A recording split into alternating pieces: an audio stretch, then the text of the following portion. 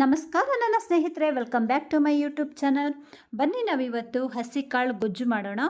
ನಮ್ಮ ಕಡೆ ಇದನ್ನು ಕ್ಯೂಚೆಸ್ರು, ಸಪ್ಪೆಸರು, ಸಪ್ನೀರು ಅಂತ ಎಲ್ಲ ಕರೀತಾರೆ.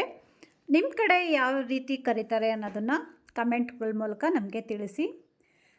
ನೋಡಿ, ಹಸಿ ಕಾಳು ಒಂದು ಕುಕ್ಕರ್ ಪ್ಯಾನ್ಗೆ ಹಾಕಿ ನಂತರ ಹಸಿಮೆಣಸಿನಕಾಯಿ, ನಾನಿಲ್ಲಿ 7ರಿಂದ 8 ಹಸಿಮೆಣಸಿನಕಾಯಿ ಹಾಕ್ಕೊಂಡಿದ್ದೀನಿ.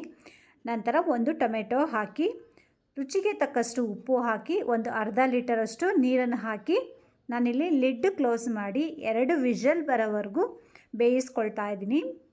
ಹಸಿ ಕಾಳಿಗೆ ಹಸಿ ಮೆಣಸಿನಕಾಯಿ ಹಾಕಿದರೆ ತುಂಬ ರುಚಿ. ನಾವು ಒಣಕಾಳು ಮತ್ತು ಸೊಪ್ಪು ಎಲ್ಲ ಹಾಕಿ ಮಾಡೋದಾದರೆ ಒಣ ಮೆಣಸಿನಕಾಯಿ ತುಂಬ ರುಚಿಯಾಗಿರುತ್ತೆ. ನಾನಿಲ್ಲಿ ಹಸಿ ಕಾಳು ಮಾರ್ತಾ ಇರೋದ್ರಿಂದ ಹಸಿ ಮೆಣಸಿನಕಾಯಿ ಹಾಕ್ತಾಯಿದ್ದೀನಿ. ಹೀಗೆ ಮಾಡಿದ್ರೆ ತುಂಬ ರುಚಿಯಾಗಿರುತ್ತೆ ಗೊಜ್ಜು. ಇದು ಮುದ್ದೆಗೆ, ಅನ್ನಕ್ಕಂತೂ ಸೂಪರಾಗಿರುತ್ತೆ. ಚಳಿಗಾಲಕ್ಕೆ ಮುದ್ದೆ ಕ್ಯೂಚೆಸ್ರು ಜೊತೆಯಲ್ಲಿ ಮುದ್ದೆ ಮಾಡಿಕೊಂಡು ಊಟ ಮಾಡಿದ್ರಂತೂ ತುಂಬ ರುಚಿ ಬಾಯಿಗೆ, ಮತ್ತು ಆರೋಗ್ಯಕ್ಕೂ ತುಂಬ ಒಳ್ಳೆಯದು. ತುಂಬ ಚೆನ್ನಾಗಿರುತ್ತೆ. ಯಾವುದೇ ರೀತಿಯ ಅಸಿಡಿಟಿ ಎಲ್ಲ ಏನೂ ಆಗೋದಿಲ್ಲ. ಯಾವುದೇ ರೀತಿಯ ಮಸಾಲೆ ಪದಾರ್ಥಗಳನ್ನು ಹಾಕದೇ ಮಾಡ್ತಾ ಇರೋದ್ರಿಂದ ತುಂಬ ಚೆನ್ನಾಗಿರುತ್ತೆ. ಬರೀ ತೊಗರಿಬೇಳೆ ಹಾಕಿ ನಾವು ಈ ರೀತಿ ಮಾಡಿ ಬಾಣಂತಿಯರಿಗೂ ಸಹ ಕೊಡ್ಬೋದು. ನೋಡೋಣ ಬನ್ನಿ ಹೇಗೆ ಮಾಡೋದು ಅಂತ. ಮೊದಲಿಗೆ ನಾನಿಲ್ಲಿ ಎಲ್ಲ ಬೆಂದಿರ್ತಕ್ಕಂತಹ ಹಸಿಮೆಣಸಿನ್ಕಾಯಿ, ಟೊಮೊಟೊ ಎಲ್ಲ ತೆಗೆದಿಟ್ಕೊಂಡು ಕಟ್ಟನ್ನೆಲ್ಲ ನಾವು ಬೇರೆ ಪಾತ್ರೆಗೆ ಸಪ್ರೇಟ್ ಮಾಡಿಟ್ಕೊಂಡು, ನಾನಿಲ್ಲಿ ಒಂದು ಚಿಕ್ಕ ಹರಳುಕಲ್ಲಿಗೆ ಮೊದಲಿಗೆ ಬೆಳ್ಳುಳ್ಳಿ, ಒಂದು 10ರಿಂದ 12 ಎಸಳಷ್ಟು ಬೆಳ್ಳುಳ್ಳಿ ಮತ್ತು ಒಂದು ಸ್ವಲ್ಪ ಕೊತ್ತಂಬರಿ ಸೊಪ್ಪು ಎರಡನ್ನೂ ಹಾಕಿ ಚೆನ್ನಾಗಿ ಜಜ್ಜಿಟ್ಕೊಳ್ತಾ ಇದ್ದೀನಿ.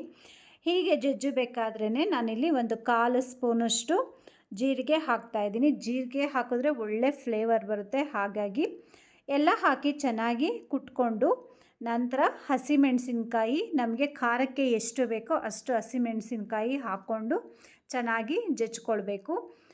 ಬೆಳ್ಳುಳ್ಳಿ, ಕೊತ್ತಂಬರಿ ಸೊಪ್ಪು, ಮೆಣಸಿನ್ಕಾಯಿ ಎಲ್ಲ ಸ್ಮ್ಯಾಶ್ ಆದ ನಂತರ, ಚೆನ್ನಾಗಿ ಜಜ್ಜಿದ ನಂತರ ನಾನಿಲ್ಲಿ ಅಲಸಂದೆ ಕಾಳು, ಕ್ಯೂಚೆಸ್ರು ಮಾಡ್ತಿರೋದ್ರಿಂದ ಅಲಸಂದೆ ಕಾಳು ಹಾಕ್ಕೊಳ್ತಾ ಇದ್ದೀನಿ. ನಂತರ ಟೊಮೆಟೊ ಚಿಪ್ಪೆ ಎಲ್ಲ ತೆಗೆದಿಟ್ಕೊಂಡು ಟೊಮೆಟೊನೂ ಸಹ ಹಾಕ್ತಾಯಿದ್ದೀನಿ. ಎಲ್ಲ ಹಾಕಿ ಚೆನ್ನಾಗಿ ಕುಟ್ಕೊಳ್ಬೇಕು.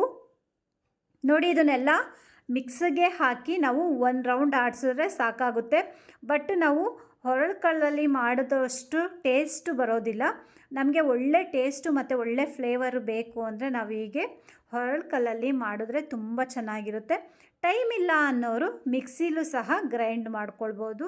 ಮತ್ತು ನೈಸ್ ಪೇಸ್ಟ್ ಮಾಡಬಾರ್ದು, ಮಿಕ್ಸಿಲಿ ತರಿಯಾಗಿ ರುಬ್ಬಿ ಹಾಕ್ಕೋಬೇಕು.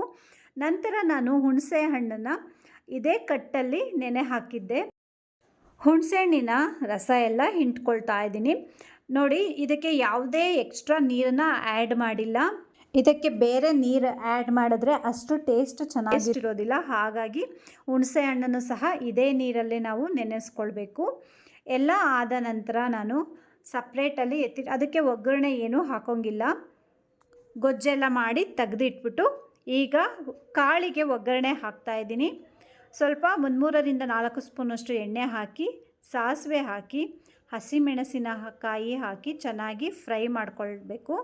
ಹಸಿಮೆಣಸಿನ್ಕಾಯಿ ಚೆನ್ನಾಗಿ ಫ್ರೈ ಆದರೆ ತುಂಬ ಚೆನ್ನಾಗಿರುತ್ತೆ ತಿನ್ನೋದಕ್ಕೆ. ಹಾಗಾಗಿ ಹಸಿಮೆಣಸಿನ್ಕಾಯಿ ಹಾಕಿ ಚೆನ್ನಾಗಿ ಫ್ರೈ ಆದ ನಂತರ ನಾನಿಲ್ಲಿ ಕರಿಬೇವು ಹಾಕ್ತಾಯಿದ್ದೀನಿ. ಕರಿಬೇವು ಸಹ ಚೆನ್ನಾಗಿ ಫ್ರೈ ಆಗಬೇಕು.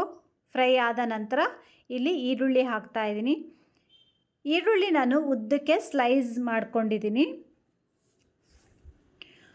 ಕಾಳಿನ ಜೊತೆ ಈರುಳ್ಳಿ ಉದ್ದಾಗೆ ಬಾಯಿಗೆ ಸಿಕ್ಕಿದ್ರೆ ತುಂಬ ಚೆನ್ನಾಗಿರುತ್ತೆ. ಹಾಗಾಗಿ ನಾನು ಉದ್ದಕ್ಕೆ ಹೆಚ್ಕೊಂಡಿದ್ದೀನಿ. ಈರುಳ್ಳಿ ಎಲ್ಲ ಫ್ರೈ ಆದ ನಂತರ ಕಾಯಿ ತುರಿ ಹಾಕ್ಕೊಳ್ಬೇಕು.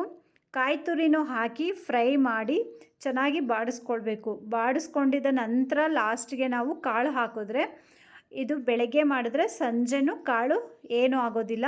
ನಾವು ಕಾಳೆಲ್ಲ ಹಾಕಿ ಲಾಸ್ಟಿಗೆ ಕಾಯಿ ತುರಿ ಹಾಕ್ಬಿಟ್ರೆ ಬೇಗ ಹಾಳಾಗುತ್ತೆ ಕಾಯಿ ತುರಿ. ಹಾಗಾಗಿ ಫಸ್ಟೇ ಕಾಯಿ ತುರಿ ಹಾಕಿ ಚೆನ್ನಾಗಿ ಹುರ್ಕೊಂಡು ನಂತರ ಕಾಳು ಹಾಕಬೇಕು. ಕಾಳು ಹಾಕಿ ಚೆನ್ನಾಗಿ ಮಿಕ್ಸ್ ಮಾಡಿ ಆಮೇಲೆ ಕೊತ್ತಂಬರಿ ಸೊಪ್ಪು ಹಾಕಿದ್ರೆ ಕಾಳು ರೆಡಿ ನೆಂಚ್ಕೊಳ್ಳೋದಕ್ಕೆ.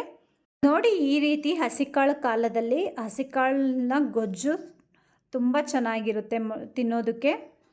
ಇನ್ನೂ ನನ್ನ ಚಾನಲ್ನ ಯಾರೆಲ್ಲ ಸಬ್ಸ್ಕ್ರೈಬ್ ಆಗದೆ ನೋಡ್ತಾ ಇದ್ದೀರಾ ದಯವಿಟ್ಟು ಸಬ್ಸ್ಕ್ರೈಬ್ ಆಗಿ ನಿಮ್ಮ ಕಮೆಂಟ್ಸ್ಗಳ ಮೂಲಕ ನಮಗೆ ಪ್ರೋತ್ಸಾಹ ನೀಡಿ. ನೋಡಿದ್ರಲ್ಲ ಸ್ನೇಹಿತರೆ, ಎಷ್ಟು ಸಿಂಪಲ್ಲಾಗಿ ಎಷ್ಟು ರುಚಿಯಾಗಿರೋಂತಹ ರೆಸಿಪಿ ಇದು ಅಂದರೆ, ಯಾರು ಮುದ್ದೆ ಬೇಡ ಅಂತಿರೋ ಅವರೆಲ್ಲ ಮುದ್ದೆ ತಿನ್ನಬೇಕು ಅನಿಸುತ್ತೆ, ಅಷ್ಟು ಚೆನ್ನಾಗಿರುತ್ತೆ. ಈಗಂತೂ ತುಂಬ ಚಳಿ ಇರೋದ್ರಿಂದ ಬಾಯಿಗೆ ತುಂಬ ಖಾರ ಖಾರವಾಗಿ ಏನಾದರೂ ಬೇಕು ಅನಿಸ್ತಾ ಇರುತ್ತೆ. ಈ ರೀತಿ ಕ್ಯೂಚೆಸ್ರು ಮಾಡಿಕೊಂಡು ತಿಂದು ನೋಡಿ, ಎಲ್ಲರೂ ತುಂಬ ಇಷ್ಟಪಡ್ತೀರ. ನೋಡಿದ್ರಲ್ಲ ಸ್ನೇಹಿತರೆ, ಈ ರೀತಿಯಾದ ಸಾಂಪ್ರದಾಯಿಕ ಅಡುಗೆಗಳು ಬೇಕು ಅಂದರೆ ನನ್ನ ಚಾನಲ್ನ ವಿಸಿಟ್ ಮಾಡಿ.